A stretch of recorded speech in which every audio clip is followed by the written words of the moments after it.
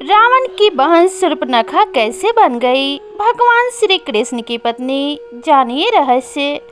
दंडकारण्य की स्वामिनी शूर्पणखा ने भगवान श्री राम के महत्वपूर्ण कार्यों में बहुत ही बड़ी सहायता की है। जनमानस में शूर्पणखा की छवि राक्षसी होने, कामी होने, निर्ममता से नरसंहार करने होने के कारण वह घृणा की दृष्टि से देखी जाती है। करोड़ों जन्मों तक तपस्या करने के बाद भी ऋषि मुनियों को भगवत दर्शन के लाभ नहीं हो पाते, परंतु इसने उनके दर्शन के साथ साथ बातें भी की तथा श्री राम ने उसकी लक्ष्मण जी से भी बात करवाकर भक्ति स्वरूपा आद्या शक्ति जगत जननी सीता माता के भी दर्शन करवा दिए। एक जिज्ञासा बनी रहती है कि आखिर शूर्पणखा ने ऐसा कौन सा पुण्य किया होगा जिससे उसे यह सौभाग्य प्राप्त हुआ। मनीषी व ज्ञानी जन हमेशा इसका चिंतन किया करते हैं। तो आइए जानते हैं शूर्पणखा के पूर्व जन्म का वृत्तांत। पूर्व जन्म में शूर्पणखा इंद्रलोक की नयनतारा नामक अप्सरा थी। उर्वशी, रंभा, मेनका, पुंजिक, स्थला आदि प्रमुख अप्सराओं में इसकी गिनती होती थी। एक बार इंद्र के दरबार में अप्सराओं का नृत्य चल रहा था। उस समय यह नयनतारा अप्सरा नृत्य करते करते आंखों से इशारे भी कर रही थी। इसे देख इंद्रदेव विचलित हो गए और उसके ऊपर प्रसन्न हो गए। तब से नयनतारा इंद्र की प्रेयसी बन गई। उसी समय पृथ्वी पर एक वज्रा नामक ऋषि घोर तपस्या कर रहे थे। तब नयनतारा पर प्रसन्न होने के कारण ऋषि की तपस्या भंग करने हेतु इंद्र ने इसे ही पृथ्वी पर भेजा, परंतु वज्रा ऋषि की तपस्या भंग होने पर उन्होंने इसे राक्षसी होने का श्राप दे दिया। ऋषि से क्षमा याचना करने पर वज्रा ऋषि ने उससे कहा कि राक्षस जन्म से ही तुझे प्रभु के दर्शन होंगे। तब वही अप्सरा देह त्याग के बाद शूर्पणखा राक्षसी बनी। उसने दृढ़ निश्चय कर लिया कि प्रभु के दर्शन होने पर वह उन्हें प्राप्त कर लेगी। वही नयनतारा वाला मोहक रूप बनाकर ही शूर्पणखा श्री राम प्रभु के पास गई, परंतु एक गलती कर बैठी। यह कि शूर्पणखा ने परब्रह्म परमेश्वर को पति रूप में पाने की इच्छा प्रकट कर दी। तुम सम पुरुष नमो सम नारी, यह संजोग विधि रचा विचारी। मम अनुरूप पुरुष जग माही, देखऊं खोजी लोक तिहु नाही।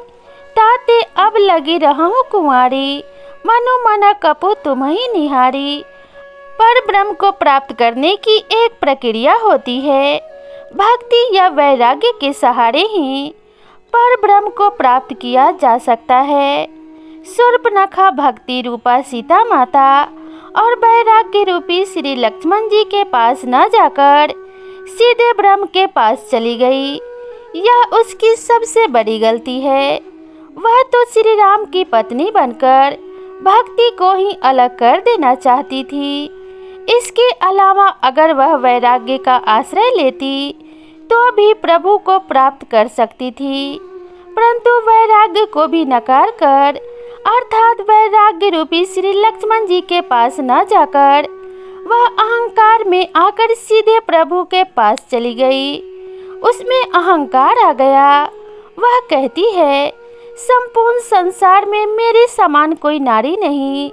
इसका अर्थ यह हुआ कि समस्त संसार में आपकी पत्नी बनने लायक मेरे समान कोई नारी नहीं है।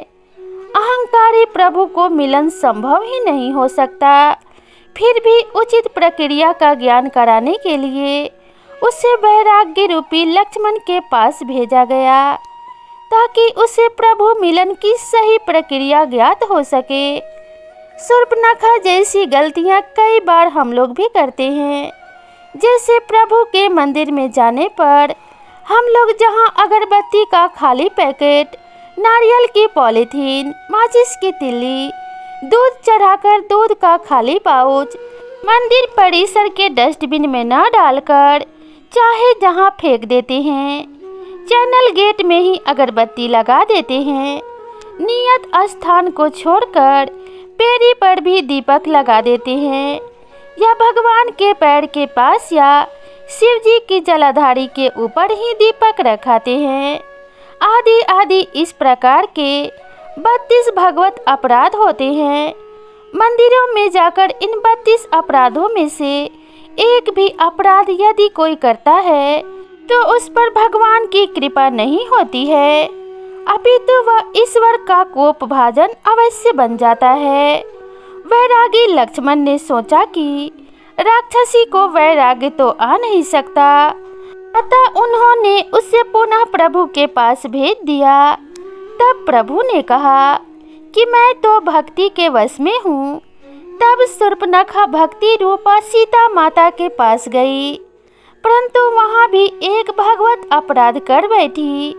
सोचा प्रभु इस भक्ति के वश में हैं, अतः मैं इस भक्ति को ही खा जाऊं, इस भक्ति स्वरूपा सीता को ही नष्ट कर दूं। जबकि यह नियम है कि श्रद्धा भक्ति बढ़ाओ संतन की सेवा। अतः लक्ष्मण जी ने क्रोध में आकर उसके नाक कान काट कर अंग भंग कर दिया।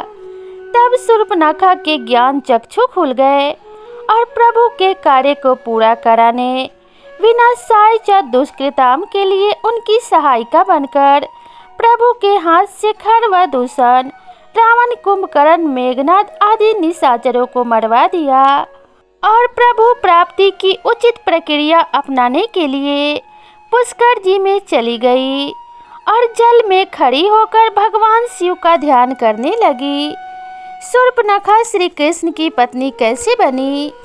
10,000 वर्ष बाद भगवान शिव ने शूर्पणखा को दर्शन दिए और वरदान दिया कि 28वें द्वापर युग में जब श्री राम कृष्ण अवतार लेंगे तब कुब्जा के रूप में तुम्हें कृष्ण से पति सुख की प्राप्ति होगी। तब श्री कृष्ण तुम्हारी कुबर को ठीक करके वही नयनतारा अप्सरा का मनमोहक रूप प्रदान करेंगे। पौराणिक कथा के अनुसार कृष्ण नाम ही इतना मनमोहक है कि इसके जुबान पर आते ही इंसान अपने समस्त प्रकार के दुख दर्द भुलाकर इनकी लुभावनी सूरत में खो जाता है। अगर हिंदू धर्म ग्रंथों की बात करें तो इसमें इनके स्वरूप के बहुत अच्छे प्रमाण मिलते हैं।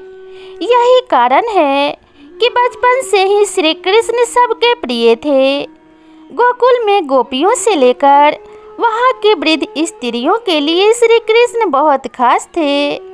श्री कृष्ण की एक माँ थी देवकी तो दूसरी यशोदा थी, परंतु गोकुल में अन्य रहने वाली वृद्ध महिलाएं भी इन्हें पुत्र की तरह स्नेह करती थी। आज आपको इनके प्रति प्रेम रखने वाली एक ऐसी ही स्त्री के बारे में बताने जा रही हूँ, जिनका वर्णन पौराणिक कथाओं में अच्छे से मिलता है। दरअसल हम बात कर रहे हैं कंस नगरी की मथुरा में रहने वाली कुब्जा नामक स्त्री की, जो कंस की दासी थी। वे नित्य कंस के लिए चंदन, तिलक तथा फूल इत्यादि का संग्रह करती थी। अपने प्रति कुब्जा की इस असीम प्यार व श्रद्धा को देखकर कंस भी अति प्रसन्न था। कहा जाता है कि कुब्जा को बहुत कम लोग जानते थे। इनके कुबड़े होने के कारण ही इन्हें कुब्जा का नाम दिया गया। पौराणिक कथाओं के अनुसार कंस के वध के दौरान श्री कृष्ण की कुब्जा से मुलाकात हुई थी, जिसके बाद उनके यानी कुब्जा के साथ उनकी प्रेम क्रीड़ाएं शुरू हुई। एक बार की बात है, भगवान श्री कृष्ण ने देखा कि एक कुबड़ी स्त्री अपने हाथ में चंदन, फूल और हार इत्यादि लेकर बड़े प्रसन्न मन से जा रही है। तब श्री कृष्ण ने उससे प्रश्न किया, ये चंदन व हार फूल लेकर इतना इठलाते हुए आप कहाँ जा रही हैं और आप कौन हैं? तो कुब्जा ने श्री कृष्ण के प्रश्न का उत्तर देते हुए कहा कि मैं कंस की दासी हूँ। मेरे कुबड़ी होने के कारण सब मुझको कुब्जा कहते हैं। मैं ये चंदन फूलहार आदि लेकर अपने महाराज कंस के पास जा रही हूँ। मैं नियमित रूप से ऐसा करती हूँ और उन्हें ये सारी सामग्री प्रदान करती हूँ जिससे वे अपना श्रृंगार आदि करते हैं। यह सुनते श्री कृष्ण ने कुब्जा से आग्रह करने लगे कि आप ये चंदन मुझे लगा दीजिए और ये फूलहार हमें चढ़ा दीजिए, जिसके लिए कुब्जा ने साफ इनकार कर दिया और कहा कि नहीं, ये तो मैं केवल मेरे महाराज कंस के लिए लेकर जा रही हूँ, मैं इन्हें किसी और को अर्पित नहीं कर सकती हूँ। कथाओं में किए गए वर्णन के अनुसार जो लोग आसपास खड़े होकर ये संवाद देख और सुन रहे थे, वे सब मन ही मन सोच रहे थे कि यह कुब्जा कितनी जाहिल गंवार है।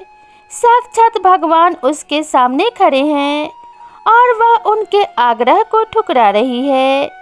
वहाँ मौजूद सभी लोग कुब्जा के बारे में सोच रहे थे कि वह कितनी भाग्यशाली है जिसे अपने हाथों से भगवान को संवारने का अवसर मिला है। कम लोगों के जीवन में ऐसा सुखद अवसर आता है। एक वो है कि श्री कृष्ण को छोड़कर फूल, माला व चंदन पापी कंस को चढ़ाने जा रही है, लेकिन अब उसमें कुब्जा का भी क्या दोष था। वह तो वही कर रही थी जो उसके मन में छुपी वृत्ति उससे करा रही थी। परंतु अब श्री कृष्ण भी ठहरे हठी लगे बार बार उनसे आग्रह करने। अंततः वो कुब्जा को मनाने में कामयाब हो गए और कुब्जा उनका श्रृंगार करने के लिए तैयार हो गई। किंतु क्योंकि वो कुबड़ी थी, इसलिए वे प्रभु के माथे पर तिलक नहीं लगा पा रही थी। कुब्जा की इस व्यथा को देख श्री कृष्ण ने उसके पैरों के दोनों पंजों को अपने पैरों से दबाकर हाथ ऊपर की तरफ उठाकर ठुड्डी को ऊपर उठाया तो कुब्जा का कुबड़ापन ठीक हो गया, जिसके बाद कुब्जा श्री कृष्ण के माथे पर तिलक लगाने में सफल हुई। कुब्जा के बहुत आमंत्रित करने पर कृष्ण ने उसके घर जाने का वचन देकर उसे विदा किया। कहा जाता है कालांतर में कृष्ण ने उद्धव के साथ कुब्जा का आतिथ्य स्वीकार किया। इतना ही नहीं, श्री कृष्ण ने कुब्जा के साथ प्रेम क्रीड़ाएं भी की। कुब्जा ने श्री कृष्ण से ये वर भी मांगा था कि वे चिरकाल तक उसके साथ वैसी प्रेम क्रीड़ा करते रहें। तो इस प्रकार से शूर्पणखा ही कुब्जा बनी थी और कुब्जा ही भगवान श्री कृष्ण की प्रेयसी बनी थी।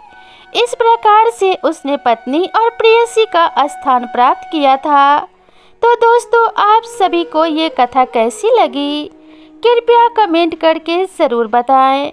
और अगर आपको ये वीडियो पसंद आई हो तो इसे अपने सभी फ्रेंड्स और फैमिली के साथ ज़रूर शेयर करें। और इसी तरह की नई नई कहानियों के लिए मेरे चैनल को ज़रूर सब्सक्राइब करें।